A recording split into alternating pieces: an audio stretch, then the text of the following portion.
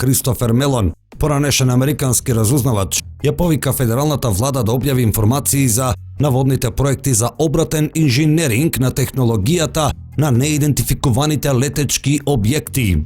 Мелон, поранешен заменик помошник секретар за одбрана за разузнавање, кој е добро запознаен со феноменот НЛО, напиша во авторски текст во изданието на Политико, објавено во саботата на 3 јуни дека добил извештајот и владата се вклучила во проект за обратен инженеринг во кој биле вклучени неидентификувани летечки објекти.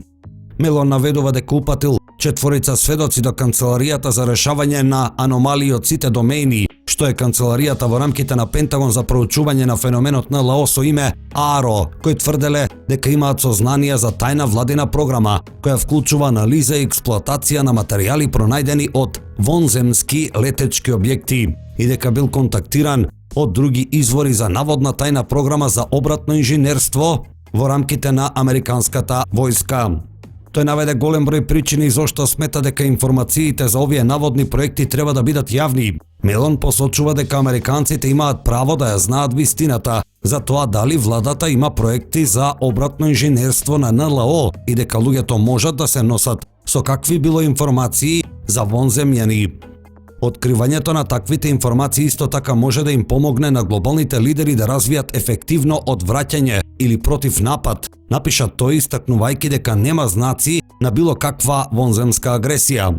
Мелон исто така наведе неколку научни предности од откривањето на какви било информации. Ако сме репродуцирале неземјени технологии, нашите најдобри и најпаметни умови треба да бидат ангажирани во нивното оценување, претпоставувајќи дека технологијата на погон на неидентификувани аномални феномени, што се НЛО, е различна од се што е познато на јавноста. Успешна програма за обратно инженерство може да доведе до револуција во енергијата, транспортот и технологијата на материјали. Можеби ќе можеме да ја забрзаме транзицијата кон чиста и ефтина енергија, можеби дури и да развиеме супер спроводливи материјали и погонски технологии кои сега се тема на холивудските филмови, вели поранешниот разузнавач. Мелон не е прв човек што го поставил прашањето за обратно инженерство на НЛО. Американскиот конгресмен Тим Бурчет, републиканец од Тенеси, во март изјави дека верува дека во одреден момент сме нашле летало, а можеби и суштества како што вели. НЛО феноменот сега е тема на разговори во Конгресот и Сенатот, тема третирана со закон и феномен кој покрај тоа што војската призна дека постои, дека го истражува, сега го истражува и Американската вселенска агенција НАСА. Научниците на НАСА јавно проговорија за истрагата на неидентификувани летечки објекти на панел составен од 16 членови, кој меѓу другите вклучуваше и физичари и астробиолози. Во јуни 2022 година НАСА собра научен тим и му даде буџет од $100,000 американски долари да почне да го истражува феноменот. Кога би требало во една реченица да го кажам она што досега го научивме, би рекол дека ни требаат повеќе квалитетни податоци, рече Девид Спергел на почетокот на панелот, одржан на крајот на мај.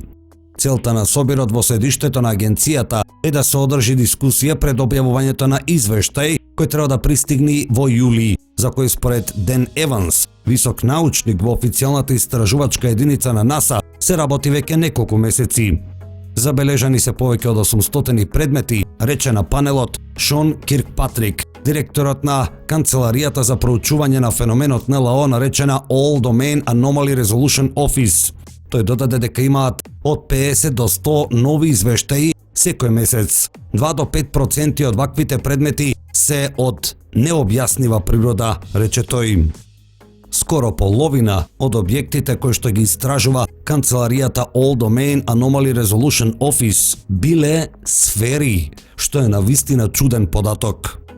Дури на состанокот на НАСА беше прикажано неодамно објавено видео на кое се гледа сфера снимена од воена камера. Во 21-та година Пентагон објави извештај во кој пишуваше дека од 144 видувања од воени пилоти од 2004 година па наваму, сите биле необјаснети, односно само еден од случаите бил разоткриен. Официјалните лица не рекоа дека објектите се вонземски, но не ја исклучија таа можност. НАСА е многу проблематична кога се работи за феноменот НЛО. Бројни уфолози, кои со децении го проучуваат феноменот, тврдат дека НАСА има далеку повеќе информации од оние што ги објавува. Всушност, ако ги погледнете старите снимки на НАСА од 60-тите и 70-тите години кога агенцијата во живо ги пренесуваше сите своји летови, тврдењето на уфолозите навистина верливо.